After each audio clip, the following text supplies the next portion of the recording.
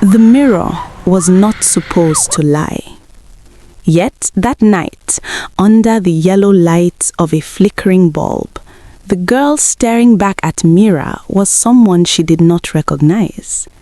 Her lips were darker, fuller, sharpened by precision. Her cheekbones were sculpted into something dangerous.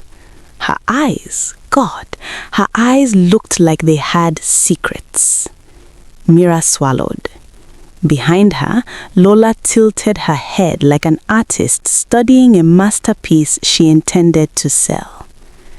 "Don't move," Lola murmured, steadying Mira's chin. "You keep breathing like that and I'll ruin the line." "I don't look like me," Mira whispered. "That's the point," Lola replied calmly. The room smelled of powder and perfume and ambition. Clothes were scattered across the bed like casualties of war. Heels stood lined up like weapons. A half-empty wine bottle rested on the dresser, proof that this ritual had been performed before, many times, for many girls. But tonight was Mira's initiation. Her fingers trembled in her lap. "I can still back out," she said. Lola laughed softly, not cruelly, just knowingly. "You already stepped into the room," she said. "That's the hardest part. Girls who step in don't step out. They evolve." Mira thought of her parents, the leaking roof, her father's cough, the unpaid hospital bill folded in her bag like a silent accusation. "I'm not doing this for fun," she said. "No one ever is," Lola replied. "Fun is just what happens after survival." The mirror glowed. The stranger stared back.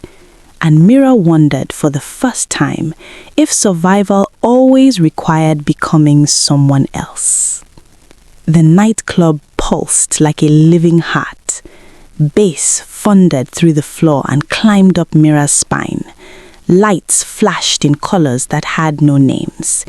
The air was thick with perfume, smoke, and money pretending to be invisible. Mira clutched her purse like a lifeline. Lola walked ahead of her like she owned the room. "Breathe," Lola said over her shoulder. "They can smell fear." "I'm not scared," Mira lied. "You're shaking. That's excitement." "Same thing," Lola smirked. They slid into a booth overlooking the VIP section. Mira's eyes darted nervously from face to face, outfit to outfit, measuring wealth the way a hungry child measures bread. Then Lola nudged her. 3 o'clock, she whispered. Mira looked. 3 men sat at a low table. Their clothes were simple, their laughter quiet, their presence heavy. "They don't look rich," Mira said. Lola smiled. "That's because you're looking at fabric, not power." She pointed subtly. "That watch in the middle, limited edition. That drink, imported. That silence, confidence. Loud money screams, real money whispers." Mira felt her pulse quicken. "So what do we do?" she asked. Lola's eyes gleamed. "We interrupt their whisper." The waiter leaned in. Lola didn't hesitate. "Send them the most expensive bottle you have." Mira grabbed her arm. "Are you insane?" "Investment," Lola repeated calmly. The bottle arrived at their table 10 minutes later, escorted like royalty. The men looked over. And for a brief second, Mira felt the entire room tilt towards them. "They're coming," Lola said softly. And Mira realized this wasn't luck. This was choreography. His name was Victor. He said it casually, like it wasn't important. But when he smiled, Mira felt something shift inside her, a quiet recognition she couldn't explain. "Sending strangers expensive drinks is a bold move," he said, settling into our booth. "Only when strangers look interesting," Lola replied smoothly.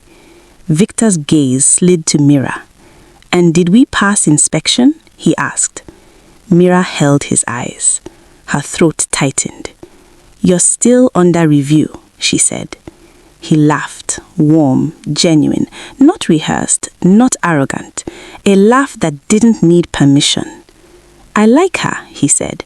Lola raised a brow. "She doesn't talk much."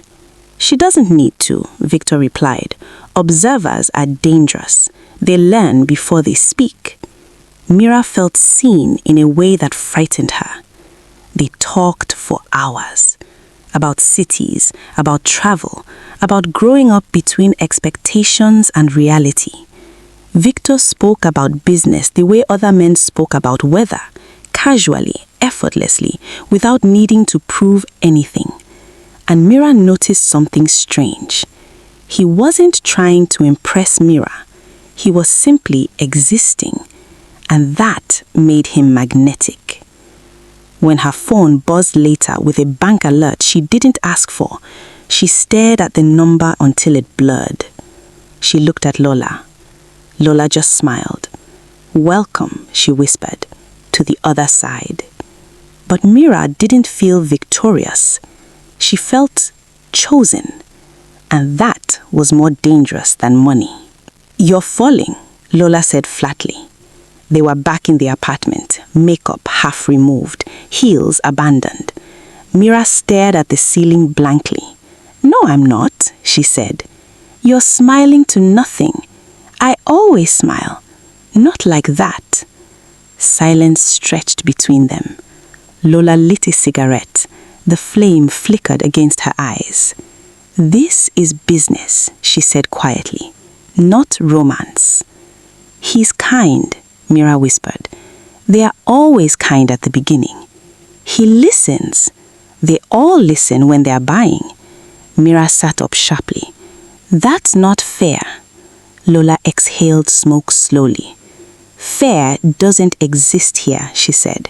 "Only smart and stupid, and girls who fall in love are stupid." Mira felt anger rise in her chest. "I'm not using him," she said. Lola's gaze sharpened. "That's the problem," she replied. And for the first time, Mira saw fear behind her confidence. Not fear of Victor, fear of losing control. The restaurant was quiet, elegant, expensive in a way that whispered instead of shouted. "Today," Lola said, sipping wine, "you learn attraction without money." Mira leaned in. "Teach me." "Eye contact," she said. "Look, break, return, smile, disappear." "That's it? That's everything." Mira scanned the room. Then she saw him, Victor, across the restaurant. Her breath caught. He looked up. Their eyes locked. Time folded in on itself. She looked away. 30 seconds. Look back. He was still watching. Her lips curved slightly. She turned. Her heart pounded. "Good," Lola murmured. "Now wait." Footsteps approached. "Excuse me," Victor said softly. Mira turned slowly. "I thought I imagined you." He smiled. "I was hoping I imagined you too. It would have been easier." Easier? To ignore. And just like that, the room disappeared. And Mira realized this was no longer choreography. This was something alive. The drive back from the restaurant was quiet, but not the comfortable kind of quiet. It was the kind that hummed with unspoken thoughts, each one sharp enough to cut if released. Victor's hand rested loosely on the steering wheel. Mira watched the city lights streak past the window like falling stars. She could still feel the warmth of his fingers from the brief touch at the restaurant door. It lingered on her skin like a secret. "You're thinking too loudly," Victor said. "I didn't say anything. You didn't have to." He glanced at her, smiling slightly. "You disappear when you're scared." "I'm not scared." "You are," he said gently. "But it's okay." She turned toward him. "Why do you talk like you already know me?" Victor slowed at a red light. The glow washed over his face, painting him in crimson. "Because," he said quietly, "you move like someone who's been surviving for too long." The words hit her chest like a confession she didn't remember making. She looked away. No one had ever said that to her before. Not like that, not with accusation. The light turned green. He didn't press her. He didn't demand an explanation. He just drove, steady and patient, like a man willing to wait at the edge of a storm. And somehow, that patience frightened her more than anger ever could. When he stopped in front of her building, neither of them reached for the door. "Thank you for tonight," he said. "It was just dinner." Victor shook his head. No, it was. She didn't ask what he meant, because deep down, she knew. And upstairs, behind a curtain, Lola was watching the car, watching the silence, watching the way Mira didn't rush inside. Her jaw tightened. That was the first crack, and Lola heard it like thunder. "You stayed in the car for 12 minutes, Lola said without turning around. Mira froze in the doorway. "You were timing me?" "I was observing," Lola replied coolly. The apartment felt smaller tonight, the walls closer, the air heavier. "It was just conversation," Mira said. Lola turned slowly. Her eyes were sharp, surgical. "You don't sit in silence with a man unless something is growing." Mira laughed nervously. "You're overthinking." "No," Lola said. "You're underestimating." She walked closer. "This game has rules. Rule 1, never let them become your safe place." "He's not my safe place." You looked at him like he was. Mira's stomach twisted. "You're projecting," she snapped. Lola smiled, but it didn't reach her eyes. "And you're defending." Silence stretched. "You're scared I'll leave," Mira said softly. The words slipped out before she could stop them. Lola's expression flickered. For a moment, just a moment, her armor cracked. Then it snapped back into place. "I'm scared that you'll forget who built you." Mira stepped back like she'd been slapped. "You didn't build me," she whispered. Lola's voice turned quiet, dangerous. "I made you visible." "And I made myself survive," Mira replied. Their eyes locked, and in that stare, friendship shifted into something brittle, something that could shatter. Rain pressed against the windows like a restless ghost. Victor's apartment was dim, lit only by a single lamp and the city's distant glow. Mira sat curled on the couch, her hands clenched in her lap. She hadn't meant talk tonight. She'd planned to smile, to distract, to perform, but something in the storm stripped her defenses. "I lied to you," she said suddenly. Victor didn't move. He didn't look shocked. He didn't interrupt. He simply waited. The waiting hurt more than judgment. "I met you because I was taught to. Everything about that night was planned." Her voice shook. "The drink, the timing, the way I looked at you, it wasn't an accident." Victor's jaw tightened. Still, he said nothing.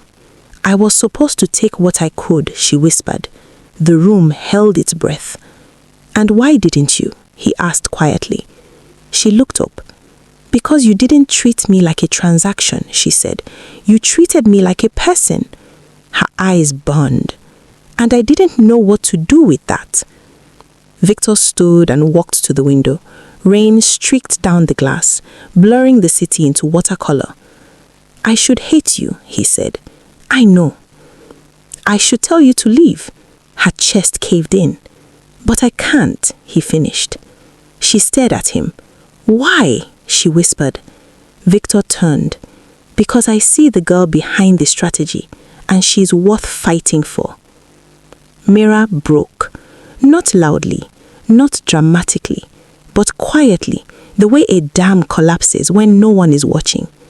And in that moment, Love stopped being a risk.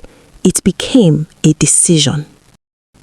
Lola stared at Mira's contact photo for a long time. Then she closed the chat, opened Victor's number. Her fingers hovered. This is messy, she told herself. The message sent. Seconds ticked by like a countdown. Her heart pounded, not with guilt, but with anticipation. When Victor called, she smiled. "Hello?" she answered sweetly. "You're lying," he said. Her smile faltered. "Excuse me?" "You're trying to break us," he continued calmly. "Why?" Lola's voice sharpened. "I'm protecting you." "From what?" "From a girl who planned to use you." Silence.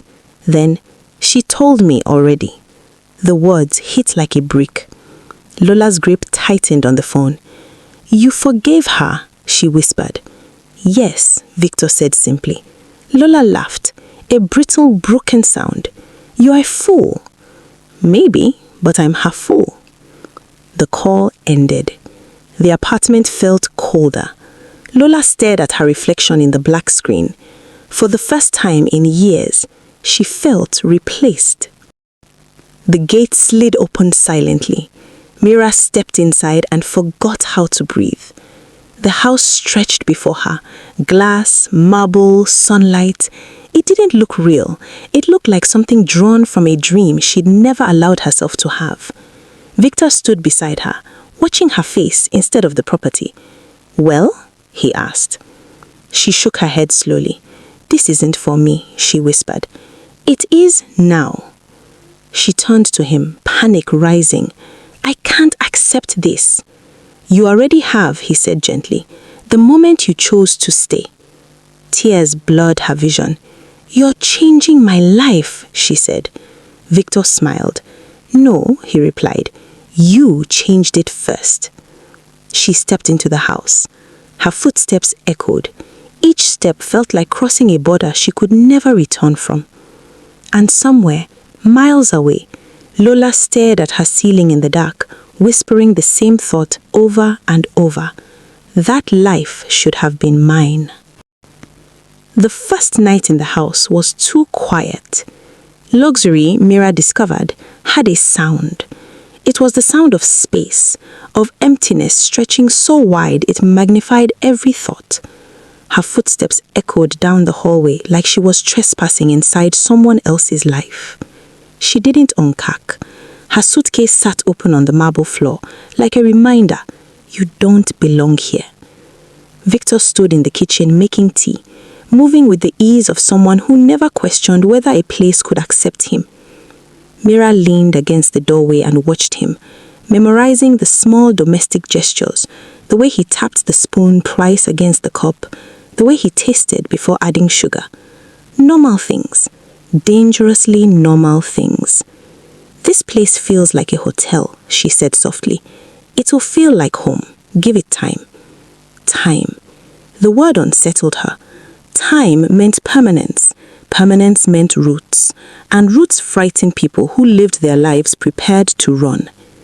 Later that night, when Victor fell asleep, Mira lay awake staring at the ceiling. The darkness felt heavy, pressing against her chest. Her phone buzzed. Lola. 3 missed calls. A message followed. "You moved out without saying goodbye." Guilt crawled up her spine. She typed, "I didn't know how." The reply came instantly. "You knew exactly how. You just chose not to." Mira locked the phone and turned onto her side. The house echoed again. This time, the sound was loneliness. Lola didn't knock. She rang the bell once and let her finger rest there until the sound became unbearable. Mira opened the door, breathless. They stood staring at each other. Lola looked smaller somehow, or maybe Mira had grown. "So this is it," Lola said, stepping inside without invitation. Her heels clicked sharply against the marble. "You're angry," Mira said. "I'm impressed," Lola replied. They sat in the living room like strangers, pretending to remember friendship. "You left me," Lola said finally. "I didn't leave you," Mira whispered. "I left that life." That life was me. No, Mira said. It was survival. Lola laughed bitterly. You think you're better now? I think I'm different. Silence. Lola's jaw tightened. He'll leave, she said quietly. Mira flinched. They always leave, Lola continued. And when he does, you'll come crawling back, and I won't be there. The words hung in the air like a curse. Mira didn't respond, because part of her was afraid Lola might be right. Jealousy is not loud at first. It is quiet, patient, logical. Lola sat in her apartment staring at Mira's social media, scrolling through pictures of smiling dinners and soft sunlight and soft hands intertwined. Every image felt like an insult disguised as happiness. She forgot where she came from, Lola whispered. But the truth was sharper. She didn't forget. She had escaped. And escape is unforgivable to those still trapped. Lola opened an old contact, a man from Mira's past, a man who knew enough to hurt. I need you to run into her, accidentally. 3 dots appeared. Why? Because I want her life to shake. A pause. That'll cost you. Lola smiled. Everything costs something, she murmured, and she was ready to pay. It happened on a crowded street. Mira didn't even see him coming. Arms wrapped around her suddenly, tight and familiar. Mira, long time. Her stomach dropped. She knew that voice. Victor turned at the sound of her name. The man laughed, stepping back. You disappeared on me. I didn't disappear, Mira said sharply. I moved on. Victor's gaze flickered between them. Old friend? He asked. Something like that, the man replied before Mira could speak. His smile was wrong. Too knowing. Too deliberate. Victor's jaw tightened. He wasn't angry. Not yet. But doubt had entered the room. And doubt is poison. The man waved and left, but the damage lingered. Who was he? Victor asked quietly. No one, Mira said. And the lie, small, automatic, landed between them like a crack in glass. The rain returned that night. It seemed to follow them whenever honesty was required. Mira stood by the window, arms wrapped around herself. Victor waited. I can feel you pulling away, he said softly. I'm trying to protect you. From what? From the version of me that existed before you. He stepped closer. I don't love a version. I love you. Her voice trembled. I hurt people, Victor. I manipulated them. I made a living off illusion. And that man today, he was part of that world. Victor exhaled slowly. Are you still that person? No, she whispered fiercely. I don't want to be. Tears spilled. You are not disgusted? I'm human, he replied, not naive. People are messy. Love isn't about clean histories. It's about honest futures. She collapsed into his arms, and for the first time since moving into the house, it felt like home. But somewhere across the city, Lola stared at her phone, waiting for confirmation that the crack had widened. She didn't know yet. Love was holding, and that made her angrier. Lola didn't sleep that night. Jealousy had evolved into something heavier. It was no longer sharp. It was dense, a pressure behind her ribs, a voice that kept repeating the same sentence. She took what was meant for you. The sentence didn't ask permission. It didn't argue. It declared. Lola paced her apartment barefoot, phone in hand, replaying Mira's laughter from old voice notes. Each sound scraped against her nerves. That laughter used to belong to her space, her air, her life. Now it echoed in another man's house. Now it echoed in another man's arms. And Lola felt erased. Her fingers hovered over another contact. a mechanic she knew, a man who never asked questions if the price was right. Her heartbeat slowed. The decision felt terrifyingly calm. She typed one sentence. I need a small accident. Nothing fatal. Just a scare. The reply came minutes later. That kind of job never stays small. Lola stared at the screen. Her reflection stared back at her in the black glass. A woman she barely recognized. Not glamorous, not powerful, just desperate. Her thumb hovered over delete. Instead, she sent her address, and the night swallowed the rest. The car didn't stop. Mira pressed the brake again. Nothing. A scream clawed up her throat as the road tilted towards chaos. Her hand shook violently on the wheel. The city blurred. Horns exploded around her. Tires screeched. Stop! Stop! Stop! The impact came like thunder. Metal folded. Glass shattered. Sound vanished. For a moment, the world became white.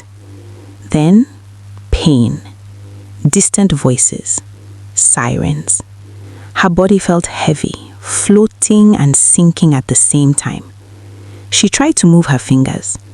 They obeyed slowly, like strangers remembering her. The hospital ceiling swam into focus.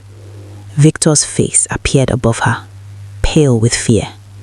Mira, he whispered, stay with me. I'm here, she breathed. His hands were shaking. I thought I lost you. She tried to smile. You're stuck with me, she murmured. But beneath the relief, something cold settled in her stomach. The brakes.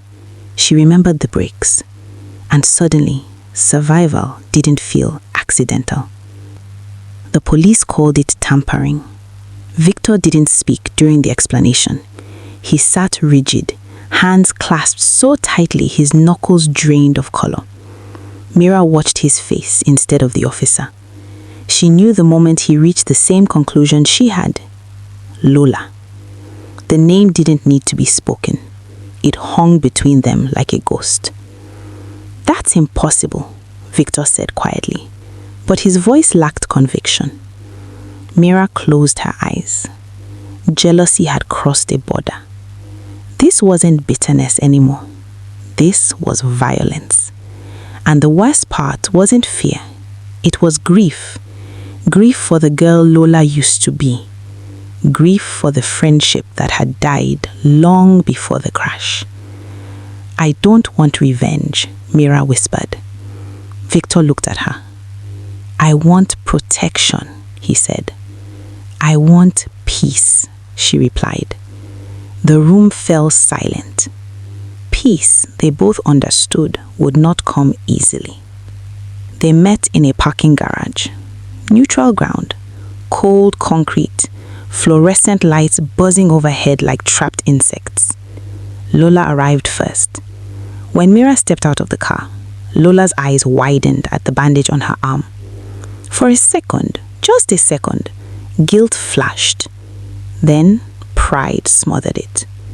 You're alive, Lola said. I almost wasn't, Mira replied. Silence stretched. You wanted to scare me, she continued softly, not kill me. Lola looked away. I wanted you to remember me, she whispered. Mira's chest tightened. I never forgot you, she said. You replaced me. No, Mira said. I grew, and you refused to grow with me. Tears spilled down Lola's face, furious and hot. You were supposed to stay, she cried. We were supposed to win together. We were supposed to survive, Mira said gently, not destroy each other. The words broke something. Lola collapsed against the wall, sobbing like a child who had run out of anger and found only emptiness beneath it. Mira stepped closer. Every instinct screamed to walk away. Instead, she reached out. "I forgive you," she whispered. Lola flinched like forgiveness hurt more than punishment. Because it did. Punishment ends a story. Forgiveness forces you to live with it. Healing was not loud. It didn't arrive with fireworks or speeches. It arrived in small moments. Victor brushing Mira's hair away from her face. Morning sunlight warming the kitchen floor. Laughter returning, slowly, cautiously, like a bird testing broken wings. Lola left the city. No dramatic goodbye. No final message. Just absence. And in that absence, Mira felt something unexpected. Relief. Not because Lola was gone, but because the war inside her was over. One evening, Mira stood on the balcony watching the sunset bleed into gold. Victor wrapped his arms around her from behind. "You are different," he said. "I know," she replied. "Stronger." "Quieter," she corrected. He smiled. "Do you regret anything?" he asked. She thought about the mirror, the club, the lies, the accident, the forgiveness. She exhaled slowly. "No," she said, "because I am still here." Victor kissed her temple, and the city hummed below them, loud, chaotic, alive. But inside that small space between their hands, there was peace. And for a girl who believed survival required becoming someone else, peace felt like the greatest victory of all. If this story touched you, like, comment, and subscribe to ID Folktales for more African stories about love, betrayal, relationships, growth, and emotional healing. Share this with someone. See you next time.